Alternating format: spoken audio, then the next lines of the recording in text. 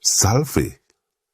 Kali ini saya akan menanggapi video Dr. Deki Ngadas yang dalam perseteruannya dengan Romo Patris Allegro mencoba membantah adanya suksesi kepausan. Dalam argumennya ia menggunakan logika dan SOP standar khas bidan. 1.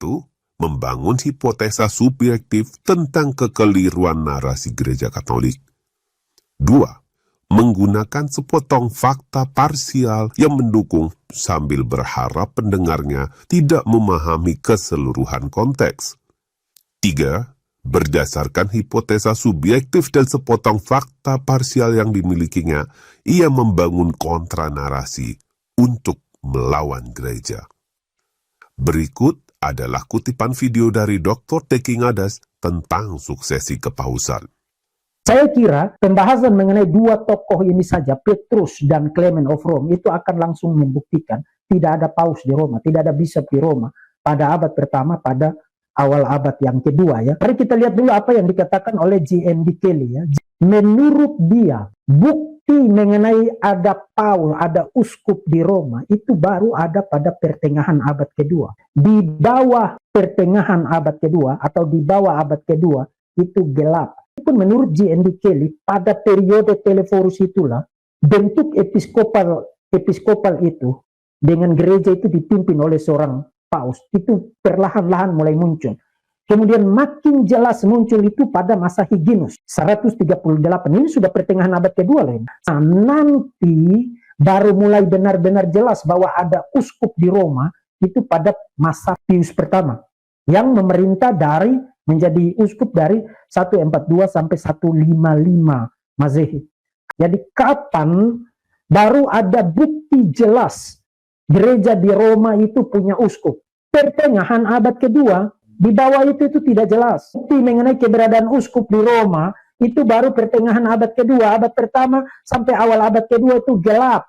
Posisi kesarjanaan bahwa keuskupan di Roma itu baru ada pada abad kedua. Sebenarnya dipicu oleh dua kondisi. Dan dengan melihat dua situasi itu, latar belakang itu, Emon Duffy bilang begini, dengan latar belakang kebingungan ritual dan doktrinal pada abad pertengahan inilah, episkopat monarki, maksudnya gereja yang dipimpin oleh seorang uskup, pemerintahan gereja oleh seorang uskup, diterima di Roma.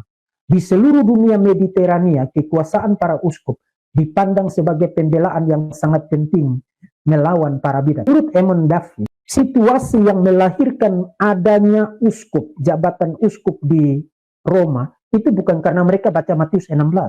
Bukan karena Yohanes pasal 21. Tapi karena mereka dipaksa oleh keadaan. Ini kebingungan, kita adakan ritual ini kapan? Kemudian muncul para pengajar sesat seperti Marcion. Kita perlu ada pemimpin yang berdiri dan semua orang ikut dia. Secara ringkas dapat kita simpulkan ada 3 argumen dasar dari Dr. Deki Ngadas. Pertama, tidak ada uskup di Roma sampai abad kedua. 2. Kepausan atau keuskupan di Roma baru terbentuk secara bertahap di abad kedua. 3. Kepausan atau keuskupan terbentuk bukan karena petunjuk kitab suci, tapi karena tuntutan keadaan jemaat. Kita akan bahas argumen yang pertama. Tidak ada uskup atau paus di Roma sampai abad kedua. Pernyataan ini menunjukkan bahwa Dr. Deki sama sekali tidak paham bahwa uskup adalah jabatan gerejawi yang dimiliki oleh para rasul. Jadi, ke-12 rasul ditambah Rasul Paulus adalah uskup-uskup pertama gereja Katolik. Sementara paus adalah sebutan khas yang diberikan kepada Petrus sebagai kepala para rasul. Posisi Petrus sebagai kepala para rasul dan pemimpin gereja Kristus sudah ditetapkan sendiri oleh Yesus Kristus.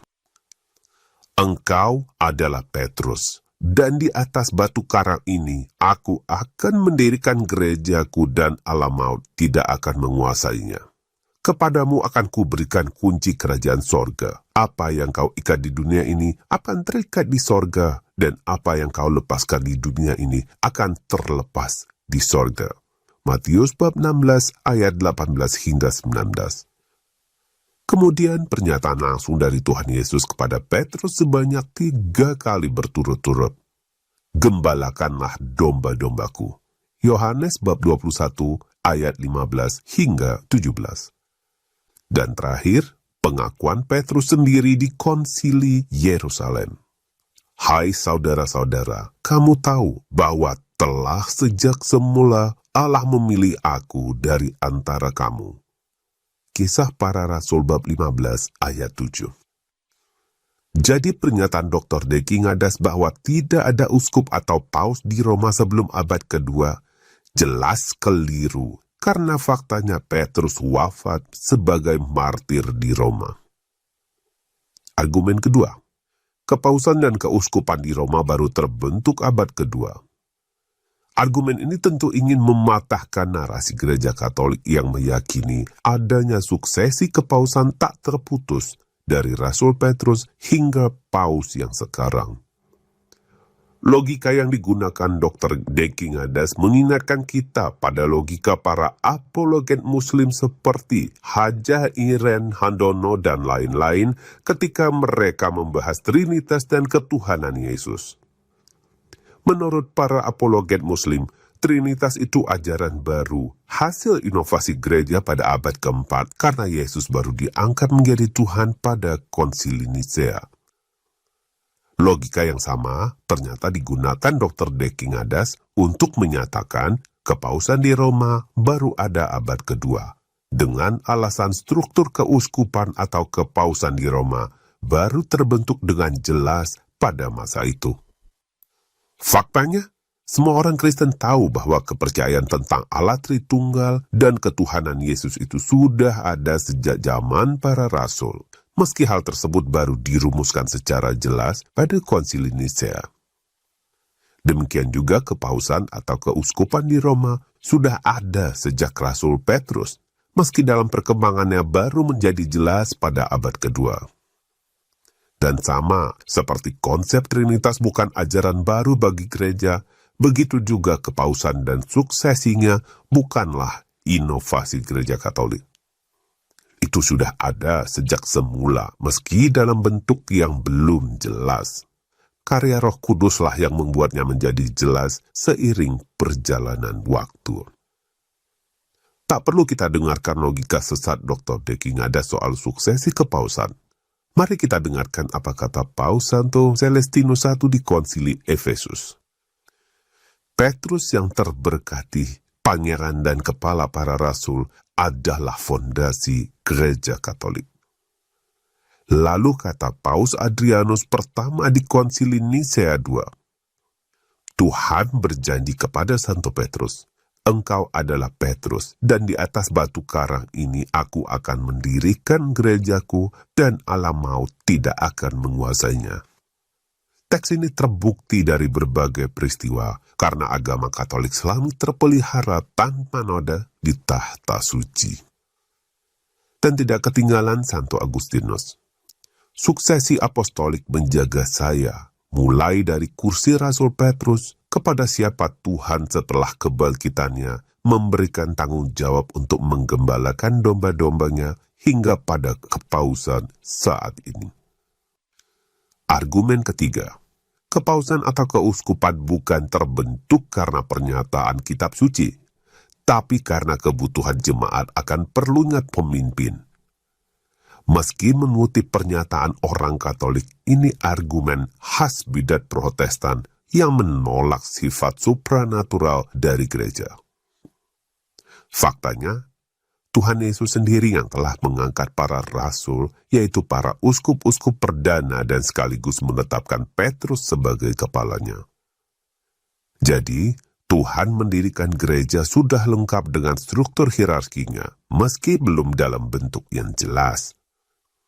Fakta ini sudah mematahkan argumen Dr. Deki Ngadas berkeping-keping.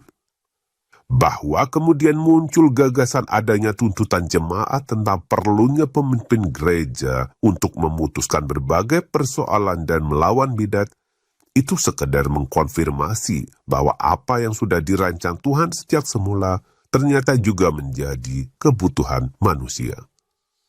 Jadi, dengan ini ketiga argumen Dr. Deki Ngadas tentang suksesi kepausan sudah terbantah semua.